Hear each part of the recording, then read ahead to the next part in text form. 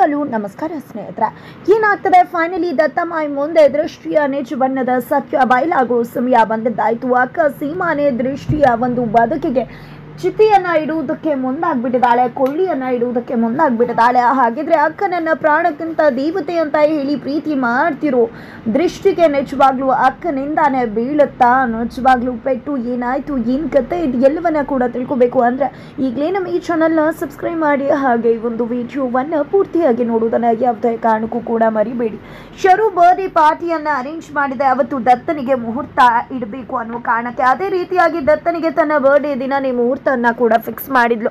ಆದರೆ ಅವಳ ಮುಹೂರ್ತ ಫಿಕ್ಸ್ ನಿಜವಾಗ್ಲೂ ಕೂಡ ದತ್ತನಿಗೆ ಇಟ್ಟಂಗೆ ಅನ್ನಿಸ್ಲಿಲ್ಲ, ಅವಳಿಗೆ ಇಟ್ಕೊಂಡಾಗ ಅನ್ಸುತ್ತು. ಯಾಕಂದ್ರೆ ಅವಳು ಮಾಡಿದ ಕುತಂತ್ರ ನಿಜವಾಗ್ಲೂ ಎಲ್ಲರ ಮುಂದೆ ಬಟಾಬೈಲಾಗುವ ಸಮಯ ಕೂಡ ಬಂದಿತ್ತು. ಯಾಕಂದ್ರೆ ಹಬ್ಬಕ್ಕನ ಎಂಟ್ರಿ ಆಗಿತ್ತು. ಆ ಒಂದು ಬರ್ಡೇ ಪಾರ್ಟಿಗೆ ಎಂಟ್ರಿ ಆಗಿದ್ದೆ ಕೇವಲ ಹಬ್ಬಕ್ಕ ಮಾತ್ರ ಬರಲಿಲ್ಲ, ಅವ್ರ ಜೊತೆ ದತ್ತನ ಬದುಕಿನಲ್ಲಿ ನಿಜವಾಗ್ಲೂ ಬಿರುಗಾಳಿ ಎಬ್ಬಿಸಿದಂತ ಆ ಇಂಪನ ಕೂಡ ಅವರ ಜೊತೆಯಲ್ಲಿ ಆ ಒಂದು ಬರ್ಡೇ ಫಂಕ್ಷನ್ಗೆ ಎಂಟ್ರಿ ಕೊಟ್ಟಿದ್ರು. ಬರ್ಡೇ ಫಂಕ್ಷನ್ಗೆ ಎಂಟ್ರಿ ಕೊಟ್ಟಿದ್ದ ನಿಜವಾಗ್ಲೂ ದತ್ತ ಬಾಯ್ ಕೆಂಡಾಮಂಡಲ ಆಗ್ಬಿಡ್ತಾರೆ, ಇವಳು ಯಾಕೆ ಇಲ್ಲಿಗೆ ಬಂದ್ಲು ಅಂತ ಹೇಳಿ. ಆದರೆ ಇಲ್ಲಿ ಹಬ್ಬಕ್ಕ ಮಾತ್ರ ಖಂಡಿತವಾಗ್ಲೂ ಅವಳನ್ನ ಕರ್ಕೊಂಡು ಬಂದಿದ್ದು ನಾನೇ ದತ್ತು, ಸ್ವಲ್ಪ ಅವಳ ಮಾತನ್ನ ಕೇಳು ಅಂತ ಹೇಳ್ತಿದ್ದಾರೆ. ಈ ಕಡೆ ದೃಷ್ಟಿ ನಿಜವಾಗ್ಲೂ ಏನ್ ಮಾಡಬೇಕು ಅಂತ ಗೊತ್ತಾಗದೆ ಮೌನವಾಗಿದ್ರೆ, ಆ ಕಡೆ ಶರು ತನ್ನ ಬಂಡವಾಳ ಎಲ್ಲಿ ಬಿಚ್ಚಿಡ್ತಾಳೆ ಅಂತ ಹೆದರಿ ನಡ್ಕೋಗ್ತಾಳೆ.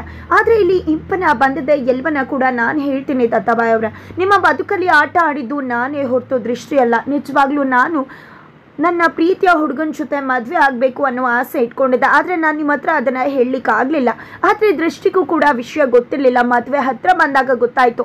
ಆದರೆ ನಾನು ಅವಳಿಗೆ ಈಗ ಹೇಳ್ತೀನಿ ಆಗ ಹೇಳ್ತೀನಿ ಅಂತ ಮೋಸ ಮಾಡಿಬಿಟ್ಟ. ಆದರೆ ಕೊನೆ ಕ್ಷಣದಲ್ಲಿ ಅವಳಿಗೆ ನಾನು ಪ್ರೆಗ್ನೆಂಟ್ ಅನ್ನೋ ವಿಷಯ ಗೊತ್ತಾಯಿತು. ಅದೇ ಕಾರಣಕ್ಕೋಸ್ಕರನೇ ಆಕೆ ನನ್ನನ್ನು ಅಲ್ಲಿಂದ ಹೋಗೋಕೆ ಅವಕಾಶ ಮಾಡಿಕೊಟ್ಟಿದ್ದು. ಇಲ್ಲ ಅಂದರೆ ಖಂಡಿತ ಅವಳು ನನ್ನನ್ನು ಬಿಡ್ತಿರ್ಲಿಲ್ಲ. ಜೊತೆಗೆ ನಿಮ್ಮ ಬದುಕಲ್ಲಿ ಒಂದು ಒಳ್ಳೇದಾಗಬೇಕು ಅನ್ನೋ ಕಾರಣಕ್ಕೋಸ್ಕರ ಅವಳು ಇಷ್ಟೆಲ್ಲ ಮಾಡಿದ್ಲು. ನಿಮ್ಮ ಬದುಕನ್ನು ಅವಳು ಉಳಿಸಿದ್ಲೇ ಹೊರತು ಖಂಡಿತವಾಗ್ಲೂ ಅವಳು ನಿಮ್ಮ ಬದುಕನ್ನು ಸರ್ವನಾಶ ಮಾಡಲಿಲ್ಲ.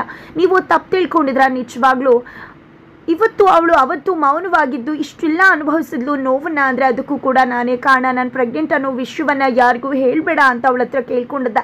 ಅದೇ ಒಂದು ಕಾರಣಕ್ಕೆ ಅವಳ ಬದುಕು ಛಿದ್ರವಾಗ್ತಿದ್ರು ಕೂಡ ಅವಳು ತನ್ನ ಮಾತಿನ ಮೇಲೆ ನಿಂತ್ಕೊಂಡ್ಲು. ನಿಜವಾಗ್ಲೂ ದೃಷ್ಟಿ ಅಂತ ಹೆಂಡತಿ ಪಡೆಯೋದಕ್ಕೆ ನೀವು ಪುಣ್ಯ ಮಾಡಿದ್ರಿ ಅಂತ ಹೇಳಿ ಇಂಪನ ಹೇಳಿದಾಗ ನಿಜವಾಗ್ಲೂ ದತ್ತಾಬಾಯಿ ಕುಸ್ತು ಹೋಗ್ಬಿಡ್ತಾರೆ. ಆದರೆ ಇಲ್ಲಿ ಇಂಪನ ಕರೆದಿದ್ದೆ, ಶರು ನೀನು ಯಾಕೆ ಬಂದೆ, ನೀನು ಯಾರು ಇದನ್ನೆಲ್ಲ ಮಾಡು ಅಂದದ್ದು, ಎಷ್ಟು ಧೈರ್ಯ ಇರಬೇಕು ನಿನಗೆ ಅಂತಂದರೆ, ಯಾಕೆ ನಿಜವಾಗ್ಲೂ ಹೇಳಬೇಕು ಅಂದರೆ ನಿಮ್ಮ ವಿಷಯ ಹೇಳಿದೆ ನಾನೇ ಅಂತ ಅಂದ್ಕೊಂಡು ವಿಷಯ ಹೇಳಿದ್ನಲ್ವಾ, ಅದಕ್ಕೆ ನೀವು ನಿಜವಾಗ್ಲೂ ನನಗೆ ಥ್ಯಾಂಕ್ಸ್ ಹೇಳಬೇಕಾಗಿದೆ. ನೋಡಿ ನಿಮಗೆ ಇನ್ನೂ ಒಂದು ಅವಕಾಶ ಕೊಟ್ಟಿದ್ದೀನಿ, ತಿದ್ಕೊಂಡು ಬದುಕಿ.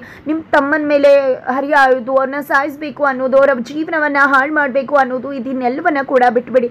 ಇವತ್ತು ನಾನು ಈ ವಿಷಯವನ್ನ ಹೇಳ್ದೆ ಮುಚ್ಚಿಟ್ಟಿದ್ದಕ್ಕೆ ಕಾರಣ ನಿಮಗೊಂದು ಅವಕಾಶವನ್ನ ಕೊಡಬೇಕು ಅಂತ, ಅದಕ್ಕೋಸ್ಕರನೇ ಅವಕಾಶ ಕೊಟ್ಟಿದ್ದೀನಿ. ಅವಕಾಶವನ್ನ ಯೂಸ್ ಮಾಡ್ಕೊಳ್ಳಿ, ಅದನ್ನ ಬಿಟ್ಟು ನನ್ನ ಮುಂದೆ ರೇಗೋಕೆ ಎಲ್ಲ ಬರಬೇಡಿ ಅಂತ ಹೇಳಿ ಇಂಪನ ಹೋಗ್ಬಿಡ್ತಾಳೆ. ತದನಂತರ ಇಲ್ಲಿ ದೃಷ್ಟಿ ಕುಸ್ತು ಹೋಗ್ತಾಳೆ. ನಂತರ ದತ್ತಾಬಾಯಿ ಬಂದಿದೆ, ದೃಷ್ಟಿ ಹತ್ರ ಕ್ಷಮೆ ಕೇಳ್ತಿದ್ದಾರೆ. ನಿಜವಾಗ್ಲೂ ನನಗೆ ಏನು ಮಾಡಬೇಕು ಅಂತ ಗೊತ್ತಾಗ್ತಿಲ್ಲ ದೃಷ್ಟಿ ಅಂತ ಹೇಳ್ತಿದ್ರೆ, ನಿಮ್ಮ ಕೈಯಲ್ಲೇ ಇದೆ ಎಲ್ಲ ನಿರ್ಧಾರ ಅಂತ ಹೇಳಿಬಿಡ್ತಾಳೆ. ಆಗಿದ್ದೆಲ್ಲ ಆಗೋಗಿದೆ, ಆದರೆ ನಿಮ್ಮ ಬದುಕಲ್ಲಿ ಯಾರು ಇರಬೇಕು ಅನ್ನೋ ತೀರ್ಮಾನ ನಿಮ್ಮ ಕೈಯಲ್ಲಿದೆ ಅಂತ ಹೇಳಿ ದೃಷ್ಟಿ ಮನೆಗೆ ಹೊರಟು ಹೋಗ್ಬಿಡ್ತಾಳೆ. ಆದರೆ ಇಲ್ಲಿ ಸೀಮಾ ಬಳಿಗೆ ಶರು ಹೋಗ್ತಾಳೆ. ಶರು ಹೋಗಿದ್ದೆ, ನೋಡು ಇವತ್ತು ದತ್ತನ ಕರ್ತವ್ಯನ ಮುಗಿಸ್ಲೇಬೇಕು ಅಂತ ಹೇಳಿ ಆಕೆಯ ಕೈಗೆ ಡ್ರಿಂಕ್ಸನ್ನು ಕೊಡ್ತಾಳೆ. ಈ ಒಂದು ಡ್ರಿಂಕ್ಸಲ್ಲಿ ಮಿಕ್ಸ್ ಆಗಿದೆ, ಮಿಕ್ಸನ್ನು ತಗೊಂಡು ಹೋಗಿ ಕೊಟ್ಟರೆ ಖಂಡಿತವಾಗ್ಲೂ ಅವನ ಕತೆ ಮುಗಿದು ಹೋಗುತ್ತೆ ಅಂತ ಹೇಳಿದಾಗ ಇಲ್ಲಿ ಅದನ್ನೇ ಇಟ್ಕೊಂಡು ನೋಡ್ತಿದ್ದಾಳೆ ಹೊರತು ತಗೊಂಡು ಹೋಗ್ತಾ ಇಲ್ಲ ಸೀಮಾ. ಯಾಕೆ ಏನು ಹೇಳಿದ್ರು ಮಾಡ್ತಿಲ್ವನ, ನಾನು ಹೇಳಿದ ಕೆಲಸ ಮಾಡು ಅಂತ ಹೇಳಿ ಶರು ಹೇಳಿದಕ್ಕೆ ಅದನ್ನು ಚೆಲ್ಬಿಡ್ತಾಳೆ ಸಿಂಕ್ಗೆ. ಏನು ಮಾಡಿದೆ ನೀನು ಅಂದಾಗ ಎಲ್ಲಾನು ಕೂಡ ಸಿಂಕ್ಗೆ ಚೆಲ್ಬಿಟ್ಟ. ನೀವು ಪಾಪ ದತ್ತನ್ನ ಮುಗಿಸ್ಬೇಕು ಅನ್ಕೊಂಡಿದ್ರ, ಆದರೆ ನನಗೆ ಮುಗಿಸೋ ಉದ್ದೇಶ ಇಲ್ಲ ಅಂತಾಳೆ. ಮತ್ತ್ಯಾಕೆ ಒಪ್ಕೊಂಡೆ ನೀನು ಅಂತ ಹೇಳಿ ಶರು ಕೇಳಿದಕ್ಕೆ, ನಾನು ಒಪ್ಕೊಳ್ದೆ ಇದ್ದಿದ್ರೆ ಇಲ್ಲಿಗೆ ಬರೋ ಅವಕಾಶ ಸಿಗ್ತಿರ್ಲಿಲ್ವಲ್ಲ, ಅದಕ್ಕೆ ಒಪ್ಕೊಂಡೆ. ನಿಜವಾಗ್ಲೂ ನೀವು ಸೀರಿಯಸ್ ಆಗಿ ದತ್ತನ್ ಮುಗಿಸ್ಬೇಕು ಅನ್ಕೊಂಡಿದ್ರ ಅಂತ ನಾನು ಅನ್ಕೊಂಡಿರ್ಲಿಲ್ಲ ಅಂತ ಕೂಡ ಸೀಮಾ ಹೇಳ್ತಾಳೆ.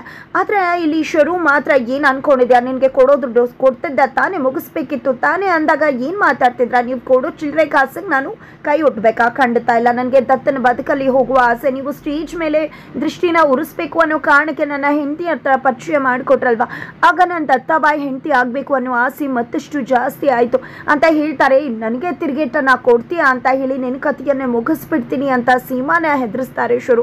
ಬಟ್ ಯಾವುದೇ ಹೆದರಿಕೆ ಬೆದರಿಕೆಗೆ ಬಗ್ಗವಳಲ್ಲ ಸೀಮಾ. ಶರು ಪ್ಲಾನ್ ಉಲ್ಟಾ ಹೊಡೆದದ. ಈ ಕಡೆ ಶರುಗೆ ಏನು ಮಾಡಬೇಕು ಗೊತ್ತಾಗ್ತಿಲ್ಲ. ನಾನೇ ಅವಳನ್ನು ದತ್ತನ ಬದುಕಲ್ಲಿ ಬರೋ ಹಾಗೆ ಮಾಡಿದ್ದು, ಇವತ್ತು ನನಗೆ ಉಲ್ಟಾ ಹೊಡಿತದಾಳಲ್ಲ ಅಂತ ಕೈ ಹಿಸ್ಕೋತಿದ್ದಾರೆ. ಅಷ್ಟರಲ್ಲಿ ಕಿಶೋರ್ ಅವ್ರು ಬಂದಿದ್ದೆ. ಪಾಪ ಈ ಬರ್ಡೇನ ನೆನ್ಪಿಟ್ಕೋಬೇಕಲ್ವ ಶರು, ಎಂದು ಕೂಡ ಮರಿಬೇಡ ಈ ಬರ್ಡೇನ, ನಿನಗೆ ಬಿಗ್ ಸರ್ಪ್ರೈಸ್ ಸಿಕ್ಕಿದ.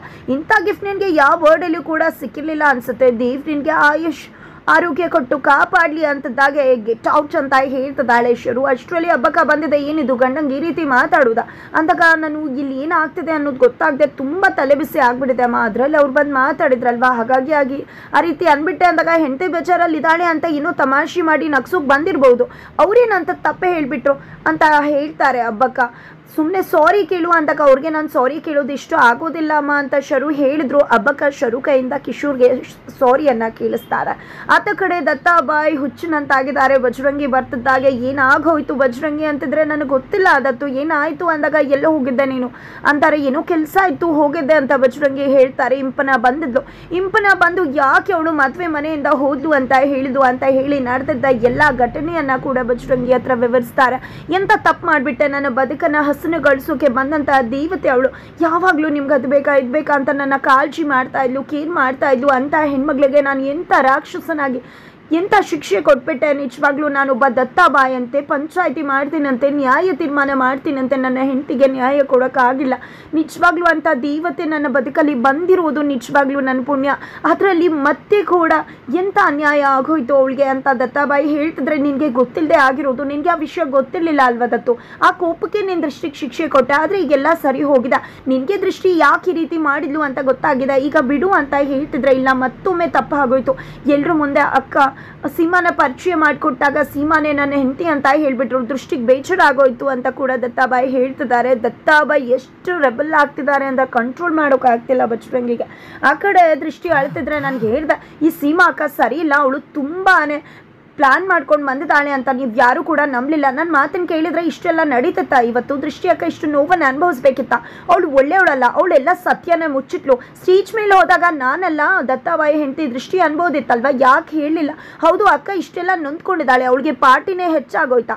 ಅವಳಂತೂ ಖಂಡಿತ ಪಿತೂರಿ ಮಾಡ್ಕೊಂಡು ಬಂದಿದ್ದಾಳೆ. ಖಂಡಿತ ಅಕ್ಕ ನಿನ್ನ ಗಂಡ ದತ್ತಾಬಾಯಿನ ಒಂದಿನ ಕಿತ್ಕೋತಾಳೆ ಅವಳು ಅಂತ ರಾಜು ಹೇಳಿದ ತಕ್ಷಣ ದೃಷ್ಟಿಗೆ ಕೋಪ ಬಂದ್ಬಿಡತ್ತೆ. ಅಷ್ಟರಲ್ಲಿ ಸೀಮಾ ಅಲ್ಲಿಗೆ ಬರ್ತಾಳೆ, ಒಳ್ಳೆಯವಳ ಥರ ನಟನೆ ಮಾಡ್ತಾಳೆ. ಈ ಕಡೆ ಅಕ್ಕ ನನ್ನ ವಿಷಯ ಏನಾದರೂ ನನ್ನ ಗಂಡಂಗೆ ಗೊತ್ತಾದರೆ ಏನು ಮಾಡೋದು? ನನ್ನ ಗಂಡಂಗೆ ಈಗ ನನ್ನ ಮೇಲೆ ವಿಶ್ವಾಸ ಪ್ರೀತಿ ಬಂದದ. ಏನಾದರೂ ನನ್ನ ನಿಜ ಬಣ್ಣ ಬಿಳಿ ಬಣ್ಣ ಅನ್ನೋದು ಗೊತ್ತಾದರೆ ಖಂಡಿತ ಅವರ ನಂಬಿಕೆಗೆ ದ್ರೋಹ ಮಾಡಿದಾಗ ಆಗುತ್ತೆ. ಖಂಡಿತ ಅವರು ಸಹಿಸೋದಿಲ್ಲ. ಏನು ಮಾಡಬೇಕು ಅಂತಾನೆ ಗೊತ್ತಾಗ್ತಿಲ್ಲ ಅಂದಾಗ ಸೀಮಾ ಪ್ಲಾನ್ ಮಾಡ್ಕೋತಿದ್ದಾಳೆ. ದೃಷ್ಟಿಯ ನಿಜ ಬಣ್ಣದ ಸತ್ಯವನ್ನ ದತ್ತನಿಗೆ ಹೇಳೋಕೆ ಮುಂದಾಗ್ತಿದ್ದಾಳೆ. ಹಾಗಿದ್ರೆ ಏನಾಗುತ್ತೆ ಮುಂದಿನ ವಿಡಿಯೋ ನೋಡಿ.